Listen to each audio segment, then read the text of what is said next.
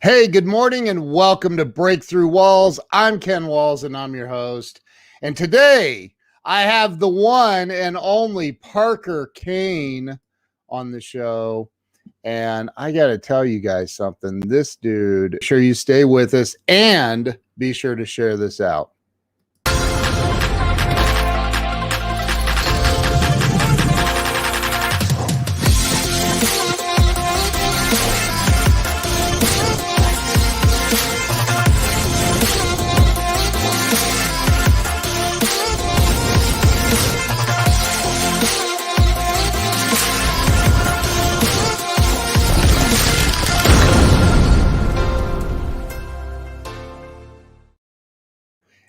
And we're back. I am fired up about this one. Hey, Cassie, wait till you hear this guy. You're not going to believe this. Let me bring Parker Kane on to the show. Parker, welcome. Hey, thank you, Ken, for having me. Appreciate it. Man, it is so exciting to have you here. We met on Clubhouse. We sure did. And dude, like, when I forget who it was, somebody was like, "Oh, there's my man Parker. Oh, you guys aren't going to believe this." And you came up to the stage, and I believe it was Justin. Was it Justin Benton? Yeah, Justin. So, hey, Scott Ricard is in the house. So, you came up to the stage, and he said, "Parker, would you introduce the next speaker?" And I don't remember who it was, but oh my gosh, man, I was like, what just happened? So why don't you give everybody a little tiny little sample of the skill set we're talking about? Okay.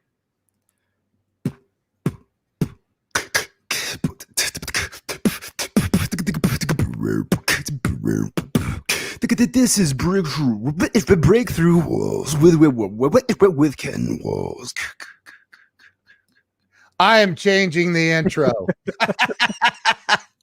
Wow, dude, that is freaking amazing. Okay, so that just blows my mind. That blows me away, man.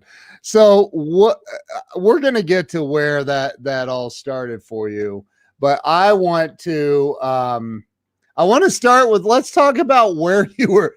Look, people are freaking out. Let's talk about start with where you were born and raised.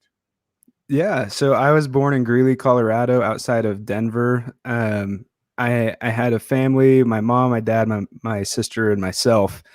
And then around the age of 9 years old, when I was 9 years old, my parents were divorced. And during that time, my dad moved to Utah, and my mom, my sister, and I moved to Idaho.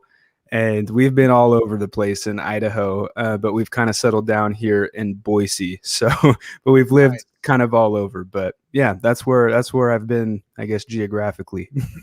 So you went to school there, high school, graduated from a high school in Boise? No, so Pocatello. I lived in Pocatello and went to high school there. And then I went to college in Rexburg, super small town, southeast Idaho. And then after college, I kind of moved to Boise. And it was actually just last year that I moved to Boise to be closer to family. Gotcha. Colleen's best friend is in Greeley. Oh, awesome. Yeah. So, so did you go to college I mean, do they offer degrees in beatboxing? No, you know what? That's kind of where there's like a peak in my story. It's being raised for the most part by a single mom and not having much, I really wanted to just secure having money in my life. And my mom wanted that for me as well. And so my whole life, I was kind of living two paths. One path was the logical one, the go to college for nursing school, get into the medical field, secure like a solid income and benefits and all that stuff. And then the other path was my passion of beatboxing and speaking and performing music. and just one was going to make money, one wasn't. And it was pretty clear in my family's eyes that the one that was going to make money was, go to college and become a nurse. And specifically, I wanted to become a nurse anesthetist because that's like one of the higher level nurses, I guess. That and you get to put people to sleep. Yeah. Yeah. And if you mess up, you are in the most trouble. Right. Yeah. Hey, do you remember Jonathan Dawson from Clubhouse? I do. Hey, Jonathan. He said, bet Facebook can't transcribe Parker. No kidding. So you become a nurse anesthetist? Nurse, I can't even say it. Nurse anesthetist. Yeah, no, I didn't. I didn't even get to the point where I was in nursing school, but that's where that was my target. I was aiming for that. But about a year and a half into my college experience, I'm doing the general courses and stuff. I just started to feel like I was suffocating myself for not pursuing the things that I enjoyed doing. And at that point, it would have been probably 3 or 4 years that I put beatboxing on the back burner. And so hold it. We got to back up, man. At what age did land on the stove? It was when I was 9. It was around the time of my parents' divorce and moving to Idaho. Just a quick, I guess, rundown on how I first heard of it. I was watching NSYNC on TV. It was back in the 90s. They realized that he does this, but Justin Timberlake is a great beatboxer. And I saw him beatboxing and I just was addicted and I wanted to do that. At the time, my family would around the house just sing songs and stuff. And whenever I would try to chime in with my voice, it would sound terrible. And so beatboxing was like how I was able to contribute to the musical genius that was happening around my home. Wow. And so I started and just never stopped. Wow. Okay, so 9 years old. It was JT. JT set this whole thing into motion. And, yes, sir. Wow. And so there's this guy I see on YouTube. What's that guy? Omegle or something like that. I don't know. He's a pretty. I haven't heard of it. And I may not have his name right, but I actually love watching and listening. Well, watching on YouTube. I love watching beatboxers on YouTube, man. So I think I subscribe to your YouTube channel. As a matter of fact, I'm a little bit obsessed with it. It's a skill that well, it takes work to hone it, right? So at 9 years old, you decide you're going to start being like Justin Timberlake, and were you great at it at first? I was, it was a little rocky, and at first my mom would get kind of irritated with me because I would just be spitting all over the house pretty much and not sounding super great. But overall, though, I was doing better, I think, right out the gate than when my sister tried or when my mom and dad tried. There was some kind of natural element to yes, I was going to be able to pick this up sooner. But then, my parents got me the VHS tape of that concert that we saw. And I would just sit there and I would watch Justin Timberlake do it and rewind it. And then I would watch it again and try to do it just like him and rewind it and just repeat that over and over until I could do everything that he could do. Really? Mm-hmm. So I want to make sure I'm asking the right question. So you don't use I've heard you use beatboxing to do introductions like you just did for Breakthrough Walls and intros on Clubhouse when you're introducing people. It's like you got a full-time job for free where you're introducing people. But what are some applications of beatboxing that people might not be aware of that actually pay money? Yeah, so obviously there's the whole route of doing content on YouTube and becoming like a creator. I know a lot of beatboxers have gotten huge on TikTok specifically. That's why I'm kind of going all in on Clubhouse. Is I missed the boat with some of the other previous platforms, but definitely creating content. But then also, I think where my niche is, it's kind of weird to say, but when I beatbox, sorry, my dogs are going crazy. It's okay. It's fine. I have dogs too. When I beatbox, specifically me, like I don't give off the impression that I'm a beatboxer. People see me and they don't think, oh, that kid's for sure just this stellar beatboxer. They don't see that at all. So I throw people off. But also I'm really passionate about motivational speaking and personal development and helping people become their best selves and inspire them to pursue the things that they're passionate about, as weird as it might sound. Like for me, I make noises with my mouth and it's kind of a weird thing, but like I'm going all in on that, you know? And so I use that to try to encourage people to be their best selves. So for me, a vehicle for making money, I guess, to answer your question, more so than creating content, it was getting hired to go to all these different speaking events and networking events and conferences. And that's why I love Clubhouse so much, is because it's basically the app version of that. I was getting paid, you know, thousands of dollars to fly to Orlando and open up a conference and then be the guy who would beatbox in the middle and share my story and then close the conference out, you know? So essentially what is a room reset on Clubhouse is what I was doing in real life. And now I get to do it from home on Clubhouse. The difference is you were getting paid thousands of dollars. Well, and I hope to monetize Clubhouse. It's getting me so much exposure that I'm getting a lot of, you know, inbound inquiries asking if people can pay me to do things. So I'll tell you, I think that I hope you can monetize it. And how now your YouTube channel, you have a lot of beatboxing on there. I'm assuming. I haven't gone through everything. You're monetizing that, right? To an extent. I'm kind of everywhere. Because it's not just beatboxing for me. I do music and singing and song covers and obviously the speaking engagements, and I have my podcast Upbeat with Parker Kane. And so my YouTube is just kind of this you know, stash of videos of things that I'm just always up to, everything I'm pursuing. So you just said you do cover songs. What's that mean? What do you mean? Like what?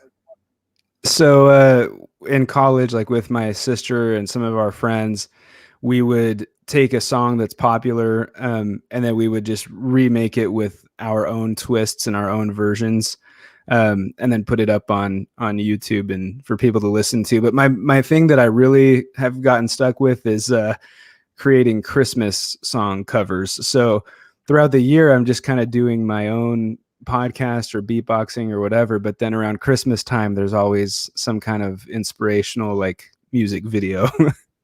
That is, you know what, I did see one of those on your YouTube channel, or maybe I saw it. I saw it somewhere. You know, I'm gonna ask, like, are you gonna bless everybody in the audience with a little bit of a Christmas tune or some kind of a cover tune? Oh man. Look at my wife. Look at my wife putting your YouTube channel up. Awesome. Yeah, people can just go to that. And I think the most recent videos are either my podcast or a Christmas video. And there might even be an Easter one coming up. Who knows? Dude, that's awesome. You know, you're doing one, aren't you? I hope to. Yeah. I you know, people that are just joining did not get to hear you earlier do the intro that you did. Give us a little bit of a what's your favorite song to do?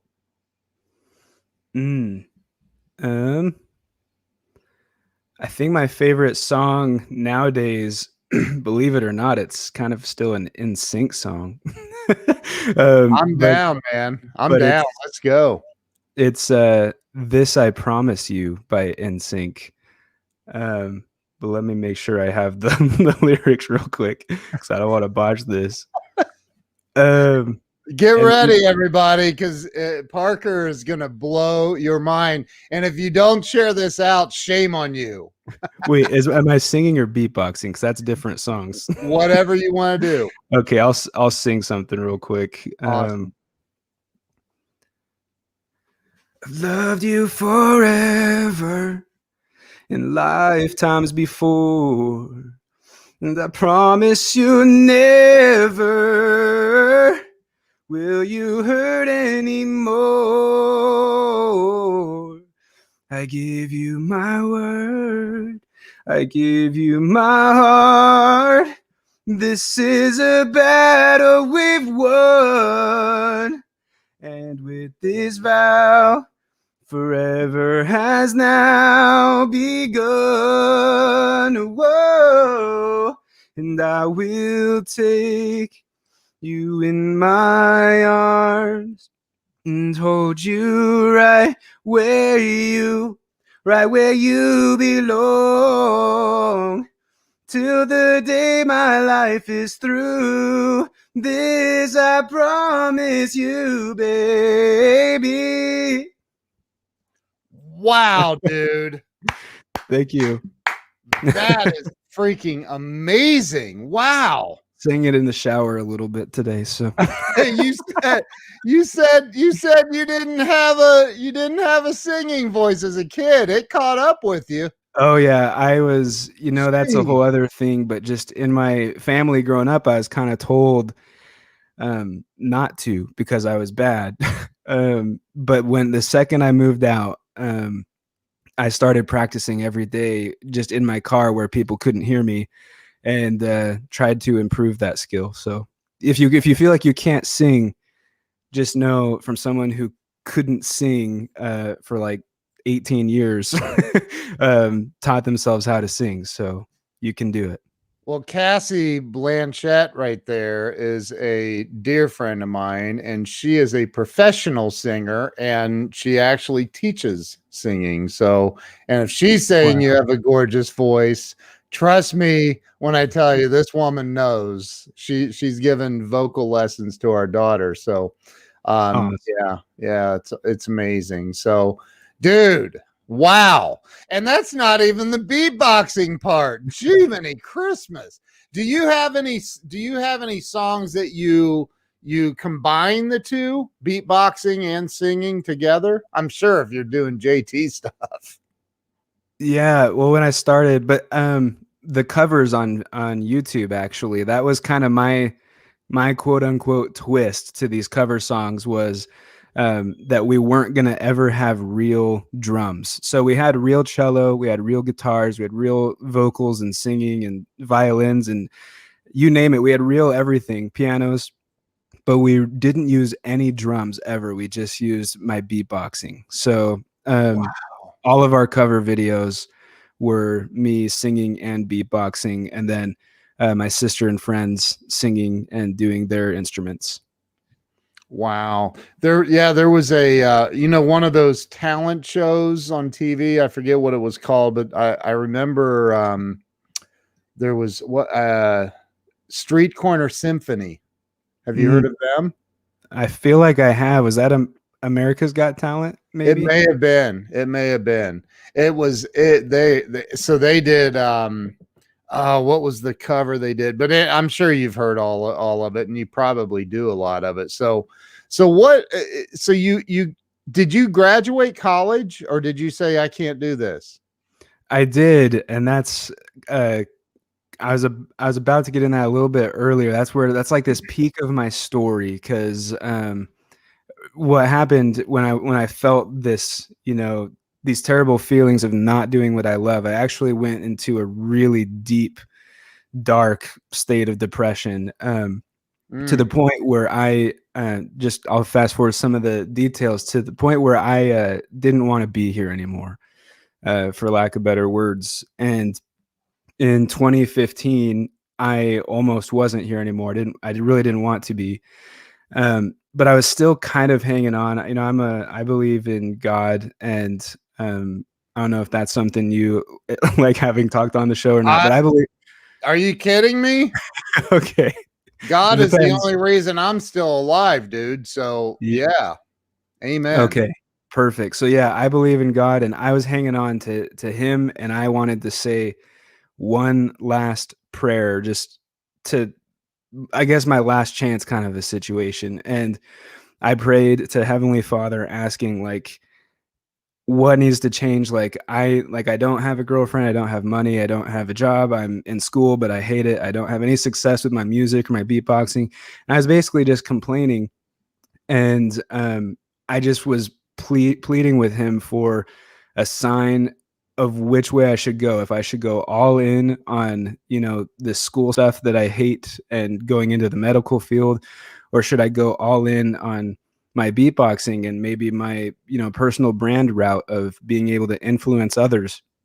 And that night, literally almost right after my prayer, I had friends reach out to me to go on a late night McDonald's run. And I know that sounds so silly, but for me, it was a big deal to say yes to that, because for the last few months, I was saying no to everyone who wanted to hang out with me. I just wanted to be alone. I didn't want to leave my bedroom. And so when they reached out and said, "Do you want to go to McDonald's?" I was like, "Yeah, like I'll go, and I'm just going to, try to put a smile on my face and go have fun." And when I went, that changed my life, because at that McDonald's, my friend was like, "Hey, beatbox with a McDonald's cup. Show everyone you can do that." And I beatboxed with a McDonald's cup, and my friend filmed it. Everyone in the restaurant went quiet. They all filmed it. And my friend's video, he posted it on Facebook. The next morning, it was 53,000 views. And today it's over 1 billion views on Facebook. It went super viral. I got a McDonald's commercial. I got TEDx talks. I got so many opportunities, and it changed my life. And can I show the commercial? Yeah, go for it. Let's show everybody the commercial. It is freaking. I forget we're on StreamYard. We could do that. That's awesome. We can. Not only can we do that, we can do it well. So let me. I'm gonna.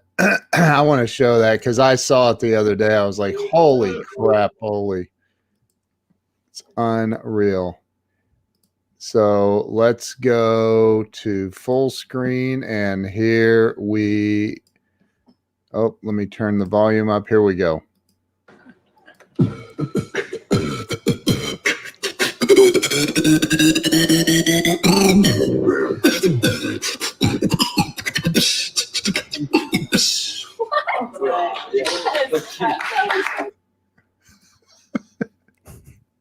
Dude, that is freaking. It's crazy that changed my life. It's not crazy, dude. That's you using your God-given talent and skills. Yeah. And so that's amazing. The opportunities that followed were incredible. So I took that as a sign, from my prayer that I needed to do a lot more in this life and help other people. So let me ask you this. Did God ever come to you and say, "Parker, don't eat McDonald's"? Nope. Does this answer your question? That's freaking awesome. Nope. Wow. So look, you've got Cassie in tears. So you got wow, you like are truly you're the epitome of McDonald's little tagline. I'm loving it. Yeah. Wow. It's crazy. So you're in college when this all happened. You're still in college. Yeah, and so I switched majors about halfway through. I switched from the medical thing, the whole nursing thing, to communications to learn more about branding myself. I did social media marketing and advertising, and I learned more about content creation and all kinds of things like that, because if I was going to be in college and if I was going to stay there and graduate, then I wanted to learn skills that could help me brand myself after college. Okay, I love that, number one, but I'm sitting here going, I've watched that McDonald's commercial. It's only 16 seconds long. I've watched it, I don't know, 10 times. And I still like, who thinks, I could make a tune with the straw in a McDonald's cup? Yeah. Well, that one, I actually knew how to do that for a while, because when I was like 14 or 15 in high school, I remember sitting in the car, that feeling when you're waiting for your mom or your wife or your sister to get ready, and they're being really late, right? No, I'm not familiar with that. My wife's watching. No, I have no idea what you're talking about. Yeah. So I was in the car waiting for it felt like 30 minutes for my mom and sister to come out to the car. And I had one of these in the cup holder. Yeah. And I was a band geek. Like, I played a bunch of instruments, specifically French horn and saxophones. But I just was looking at the straw, like the very top of the straw, how there's that opening. And I was like reminded of a flute for some reason just by looking at it. I'm like, well, flutes, I mean, all they do is blow air over the top of that hole. And so I was like, let me see if I could do that same noise or that same kind of thing with a McDonald's straw. And sure enough, it's just but then also I combined it. So it's not just blowing with French horn, you do, anyone who plays trumpet or trombone or any kind of brass instrument, they know that you have to do your lip buzzing, like the and so that helped me learn some noises with beatboxing. But doing it with this made the wow. And then moving it up and down.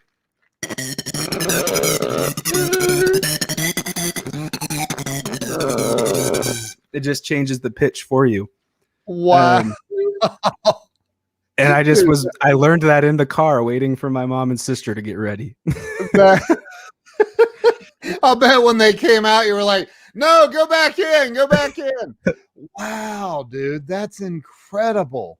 So again, going back to you're in college, you're headed to medicine, some sort of a medical something.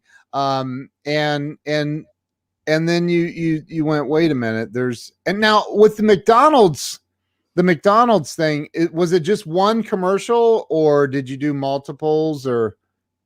No, so it was my viral video, which essentially was a free commercial for them. Yeah. Right. And I actually got a lot of, like, a few calls from them, and literally with some, like, they were deploying some sheer just gratitude, like, hey, thank you so much for that free advertisement, because like our Coke sales are going up and we're good because of that. So yeah, I think they almost felt obligated in a way to give me a legit commercial.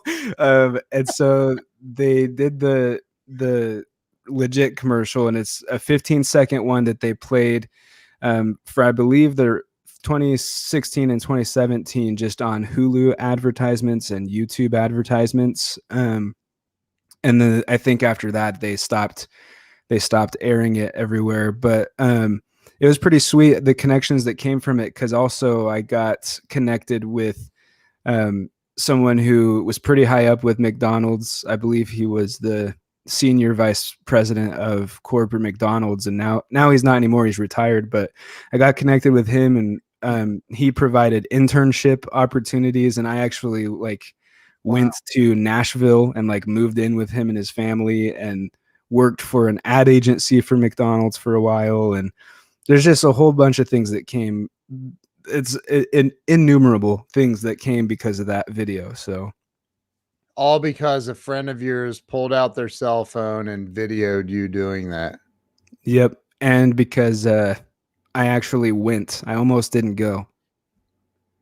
Oh my gosh. So here you were in this this funky depressive state of what's the point of even living? Sounds like you were borderline suicidal. Mm-hmm. Yeah. and you were saying one last prayer to God, and then so God's like, "Hey Parker, go to McDonald's." Yeah, that's why I say it's crazy. It's so silly, but I mean, it is what it is. It is, man. I love that. So you went to that, then that's when your life changed, man. That's incredible, dude. That Yeah, absolutely incredible. but So, that's why. Or go go ahead. ahead. No. That's why what? Go ahead. Well, I was gonna say that's why I like to, inspire people to pursue what they're passionate about, as crazy as it sounds, because like I said, I make weird noises with my mouth, and I've always loved beatboxing and music. Um, but then the way in which I've been able to pave my path has been just absolutely unpredictable, crazy ways that no one could have ever guessed. And so um, people just don't know. Like, they have to show up for life and pursue the things they really want to, and the rest kind of takes care of itself in ways that you can't even imagine. That's so important for everybody to hear that. And for those of you, we should do a vote on who has the cooler looking hair. Daryl Stinson. You know Daryl? Yeah, yeah. Daryl's awesome. He's been on. He's actually who invited me to Clubhouse. So he's at the bottom of my profile. Oh wow, I did not know that. Yeah. Daryl's awesome. He's a friend of mine. He's been on this show. So Awesome. so you now let's go back though to the, like, you do this in McDonald's, your friend videotapes it. It didn't go viral that day. The next day it was about 53,000 views. Wow. And by the end of the week it was over 5 or 6 million views. So it went kind of quick. And this is on your friend's YouTube channel or yours? My friend's Facebook account. Oh, Facebook. Okay. Yep. I actually, that's a whole other thing too, but just in showing up for life and, accepting what comes, because at the time I was so laser focused on, no, I only want quality 1080p or like 4K video, professional YouTube covers. Like, that's all I want. And when he showed me this piece of crap video on his phone, like, hey, do you want me to put this on your YouTube channel? I was like, no, it looks like garbage. Like, why would I put that on my YouTube channel? And it went viral. And then like weeks later, I was like, okay, maybe I should put it on. Hey, let me have that video, dude. So, and it's gotten over 1 billion views, you said, on Facebook? Yeah, on Facebook. Oh my gosh, dude. That's insane. So, but when you left the restaurant that day, in that moment, because it was an hour earlier, you were suicidal, thinking about what, praying and asking, or I don't know if it was an hour, but it was a short time prior to being at McDonald's. You were feeling really at your lowest point.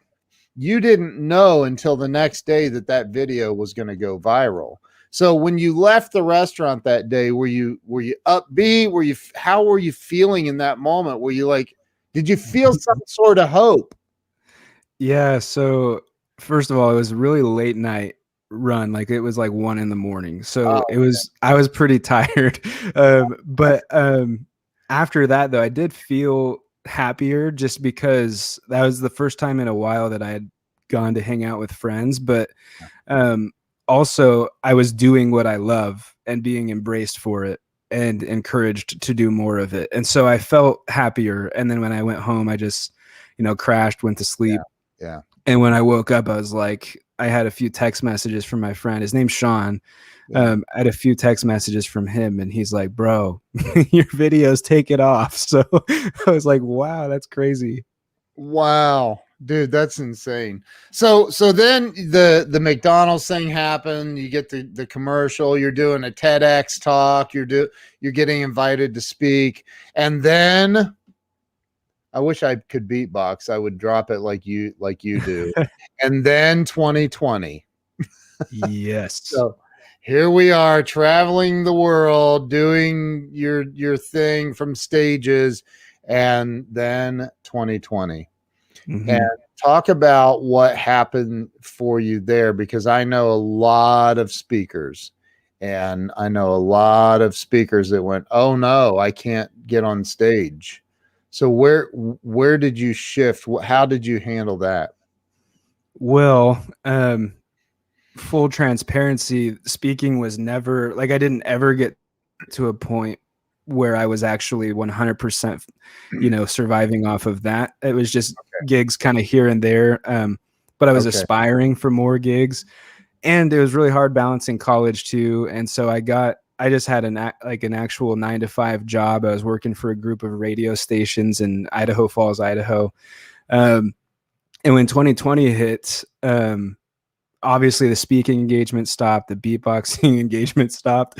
And I was actually laid off from that job that I had in Idaho Falls because of COVID. So Wow. That's why I made the move to Boise, to be closer to my mom. And I actually moved in with my mom and was looking for other jobs. And thankfully, I mean, I got a little bit, down during 2020 again, but it wasn't as bad as 2015 for me. But I was able to find another job, and then I'm just very, very grateful for my podcast, Upbeat. I've been doing my podcast for over 2 years now. I've interviewed so many people, and when things, I mean, if anything else, it's helping me, but I'm hoping it's helping a lot of other people too. But when there were times where I was just so down, like, oh, 2020 sucks, like I can't find a job, I need to get on my feet again, I'd always have that once a week opportunity to speak with someone super influential and inspiring, and they'd pull me right out of the trenches and make me feel better and motivate me to keep trying. So, but yeah, now things are better. I have a job. I'm hoping to get back into in-person speaking and beatboxing, but actually right now I'm going all in on Clubhouse. And so Clubhouse is a game changer for me, for sure. You have to have how many followers do you have on Clubhouse? It's got to be in the thousands. It just crossed 1,400. But I have made some new connections with some of the room hosts of like those really big rooms, and so I'll be hoping to get on at much bigger stages and get more of a following that way. But I think it's just so early that anyone that's on there right now that's at least trying, it's almost inevitable that they're going to be like an influencer on Clubhouse and get, potential brand deals and sponsorships, and who knows what's going to come. Well, you were in the room that Glenn and I did that one night, and you were, I think was it Glenn that put you to work, or maybe it was Jay Nolan, I don't know, but you started introducing every single speaker as they came up. And Jason Cisneros was on there, and he sent you $500 to do a custom thing for him, right? Yes, he did. Yeah. That was a really cool opportunity too. I mean, that's one for the books. I'll never forget it. It's incredible. And so is that something you do? Do you do a lot of voiceover work for people? I will now. I have not been doing voiceover work, but Clubhouse is kind of opening that door for me. I'm sure you've seen El Michelle around in some of those rooms, and she does like the AI kind of voice impressions, and she and I have been working together, and she knows everything about the voice industry. So she's looking to help me with that, which I'm super grateful for. But yeah, I mean, I try to utilize my skill sets whenever I can. And in 2020, when my back was up against the wall, I created my own business that I was calling Canecast, and it was specifically podcast production and editing. Yeah. And so I do podcast production and editing. I do intros, outros. I am going to get into the voiceover work. Obviously custom beatbox, anything. I do all of that. So wow. Yeah, I can picture it. Like, dude, you could do mass volume of like voicemail messages, like for people to have as their voicemail. I mean, there's so many things you can do with this. It's incredible. Well, And one thing that's super cool to see that I've seen lately is when I'm beatboxing on Clubhouse, people listening oftentimes have it on speaker on their phones or their iPads, and I'm being heard by not just them, but their husbands and wives and their children in the background. Yeah. And I'm starting to get ladies sending me messages on Instagram of like, you inspired my son to start beatboxing, or you inspired my daughter. Like, here's a video of my daughter trying to do what you do. And it's just cool to see that kind of happening as well. Doesn't it feel good to know that you're positively impacting the lives of other people Yes. with Yep. your God-given talent and skill? I mean, dude, it's not easy doing what you do. Like I've tried it. I would never try it publicly, but it's like, oh my gosh. So what in the moment that your life changed, which was the night you went to McDonald's, what was what do you think the number one thing was that really got you out of that place? Was it the prayer, or was it the finding your or living in your truth, your passion? Yeah, it's a little bit of both. I would say for sure the prayer, because when that happened, I'm like, okay, like, I mean, I didn't really doubt it before, but at that point I was like, okay, God is real and he is telling me that I need to keep doing this kind of stuff. But the other thing is, I think I developed my deeper why. You know, we talk about the importance of asking why you're doing something and figuring out your why. And I realized that the more I pursue what I'm passionate about, the more I uncover other passions that I didn't know existed. And oftentimes they're deeper and more meaningful. So I enjoyed beatboxing, but more than being passionate about beatboxing, I enjoyed the awe-inspired smiles that it brought to people's faces. You know, I enjoyed music, but more than music, I enjoyed the really tight, like harmonic moments that made people feel and made them want to cry. You know, Yeah. and so uncovered this whole other passion of wanting to help people who have been where I have been, or who are where I have been. And that beatboxing is just a way that I can do that. That's amazing, dude. So you what do you think? I mean, if you were to nail it down to one thing, and I ask everybody this question that's on the show, if you were to nail it down to one thing, the number one answer is fear, by the way. So you have to do better than that. What do you think? No pressure. What do you think holds people back in life from, and look, money is important. I mean, Zig Ziglar used to say money's not everything, but it's right up there with oxygen. So money is important. What do you think holds people back from achieving the financial success and freedom in life? You know, I almost don't want to answer this because I feel like I'm always looking for financial, more financial help and freedom. Right. But Yeah. I do feel like if I could answer, it would be the lack of understanding how much control we actually wield over our brains and our mindset. There's so many. I mean, we can literally control all of our thoughts. We can control everything, but oftentimes we just kind of get set on autopilot and let things roll, and then we wonder why so many years have passed and we haven't done the thing we need to be doing.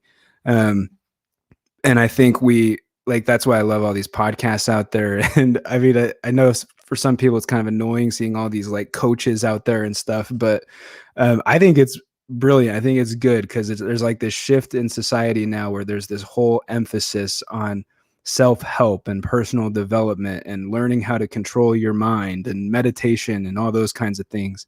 And Right. I really think mastering the mind is how people can best, make every single day better and achieve what they want to. Dude, you just knocked it out of the park.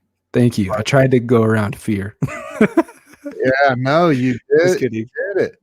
So, there was this day, my wife and I opened up our first office years ago, and I had a bunch of employees, and the biggest dude that worked for me walks in my office one day and he says, there's somebody out in the parking lot looking in the windows of your SUV.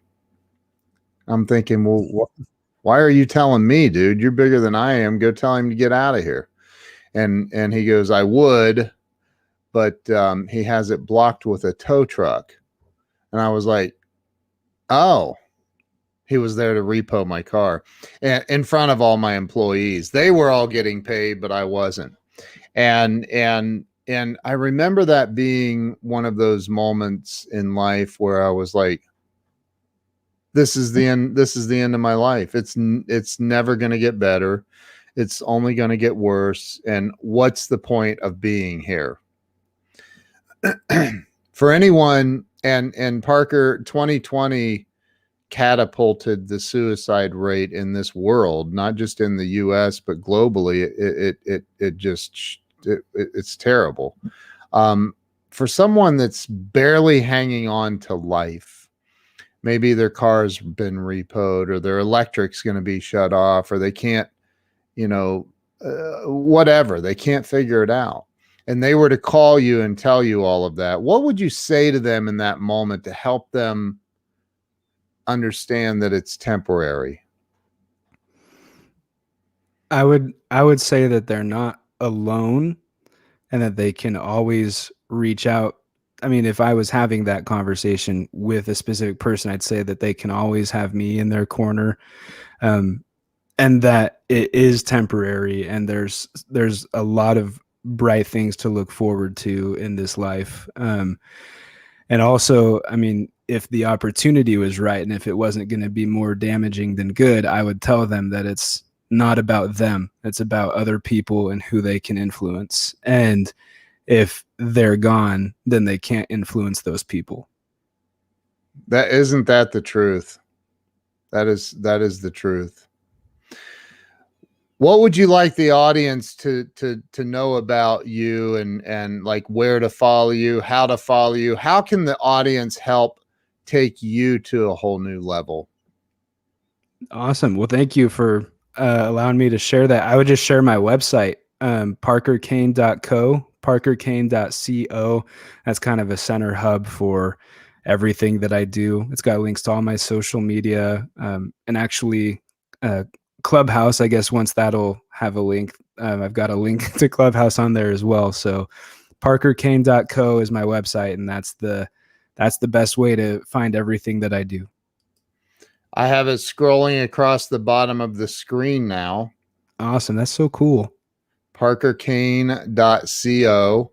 And all of your social media, are you on Facebook, Instagram, all of Twitter, all of that? I am on absolutely everything except Twitter. I've never liked Twitter, so. My wife just put it in the comments as well. Parker, why don't you take us out with some beatboxing, man? Like, show everybody that hasn't heard you yet. Show them your skills. What do you got for us? I'm sure you thought about this before the show. Like, I got to drop something big here, man. Come on. Yeah, I'm happy to. I just want to preface it with sometimes doing it on streaming like this, they can't catch the dubsteppy deep parts, but hopefully they can. I think that's what he might have meant earlier when he was like, Facebook can't get Parker, but we'll try. Yeah, go for it. You got this.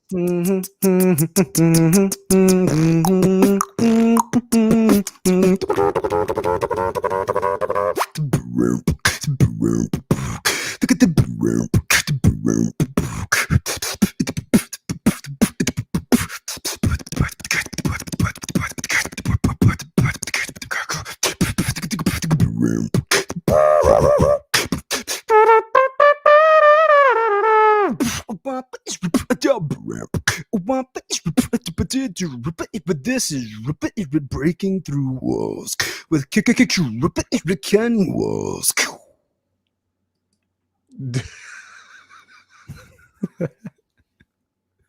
Oh my God. Every time I hear you do, that's just unbelievable, man. It probably adds another element watching it too, huh? I know in Clubhouse you just hear it. So watching it too kind of is like, how is that all of it coming out of one person? I know it is. I'm sitting here going, you got to be freaking kidding me.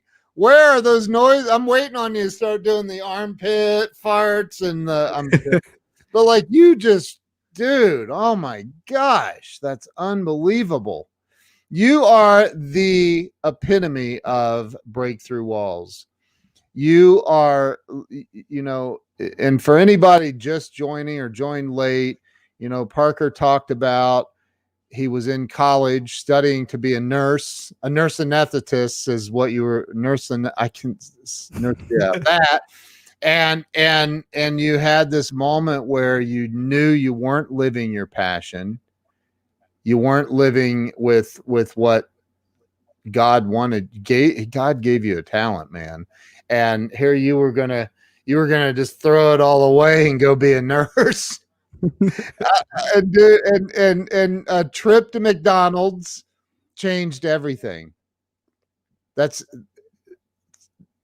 breaking through walls. First, it was a prayer. You prayed and you asked God for guidance. And he immediately said, Parker, you're going to McDonald's. Yep. I got to write a book or something. That just is too good. It's unbelievable. It's just mind blowing. And your video went viral the next day, and the rest is history, man. It's amazing. So I think that Parker's message to everybody is crystal clear, and that is live in the way that God wanted you to. What God gave you a talent and a skill set. He gave you a gift, and you're here to utilize that and use it to help impact other people in a positive way. Does that summarize it? Yes, absolutely. Parker, you're amazing. Everybody go over to parkerkane.co. Follow him everywhere on social media. Share this out to everybody. Let's get this guy some attention, well-deserved attention. And hey, you know what? Grant Cardone watches a lot of my videos. Maybe we can get you on the 10X stage doing intros for the 10X growth conference or something, man. That would be incredible. Yeah. Grant, you got to make that happen, man. Come on, man. Come on, man. So, hey, Parker, thank you, dude. I appreciate you coming on and sharing your heart and your skills and your talents. And everybody go, and definitely go to Clubhouse and follow Parker there because, dude, you're amazing. Wow, thank you. And I appreciate you, Ken, for connecting with me on Clubhouse and giving me, a stage there and a stage here. I appreciate that. I'm honored to have you on here, brother. So thank you, and stay with me. I'm going to end the live stream now, but everybody that's watched this and shared it out, thank you. And if you didn't share it out, you can still redeem yourself and share it out now. So Parker, thank you so much for coming on. Thank you, Ken. All right. You guys have a great day. Thank you. Thanks, guys.